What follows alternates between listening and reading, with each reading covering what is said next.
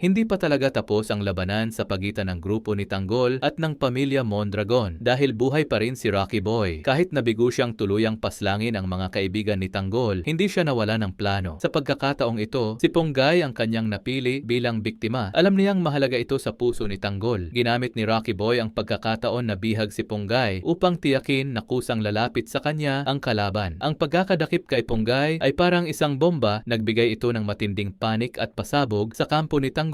Hindi nila inaasahan na ang dalaga mismo ang magiging target. Agad na nabahala si Tanggol. Alam niyang kailangan niyang gumawa ng mabilis na desisyon para mailigtas ang kanyang kaibigan. Alam niya na bawat hakbang ay puno ng panganib, ngunit handa siyang ipagsapalaran ang lahat para sa kaligtasan ni Ponggay. Nagdesisyon ang grupo ni Tanggol na pasukin ang mismong mansyon ni Rocky Boy, ang kanyang teritoryo at lugar ng kapangyarihan. Sa bawat hakbang sa loob ng mansyon, ramdam nila ang bigat ng tensyon. Alam nilang bawat silid, bawat sulok ay posibleng bitag. Sa umpisa, tila nauubos ang diskarte nila. Mas kabisado ni Rocky Boy ang kanyang sariling lugar at halos walang puwang ang grupo ni Tanggol. Habang patuloy ang bakbakan sa loob ng mansyon, unti-unting nadarama ang panganib. Ang bawat silid ay naging arena ng habulan at labanan. Dito nasubok ang tapang at tibay ng samahan nila Tanggol. Minsan, parang talo na sila. Tila wala ng pag-asa. Ngunit sa kabila ng lahat, hindi sumuko ang grupo. Patuloy silang nagplano, nag-obserba at naghahanap ng butas sa depensa ni Rocky Boy. Sa huling bahagi ng kanilang engkwentro, nakita nila ang pagkakataon. Muling nanaig ang determinasyon at diskarte ni Tanggol. Pinagsama nila ang lakas at talino ng bawat kaibigan at tuluyang napalabas si Rocky Boy sa kanyang sariling kuta na sa huli ay lumabas na talunan. Ang plano ni Rocky Boy na paslangin si Ponggay at sirain ang samahan ni Tanggol ay nabigo. Sa huli, ligtas na nabawi si Ponggay. Ang kampo ni Tanggol ay nagtagumpay hindi lamang dahil sa lakas, kundi dahil sa pagkakaisa, tapang at determinasyon. Ipinakita nila na kahit sa sariling teritoryo ng kalaban, ang tama at pagkakaibigan ay laging mananaig laban sa kasamaan. At sa susunod na kabanata, paano kaya babawi si Rocky Boy? May panibagong plano ba siyang gagawin? At makakaya pa kaya nilang panghawakan ang kanilang pagkakaibigan laban sa mas malalaking panganib? Ito ang mga tanong na abangan natin.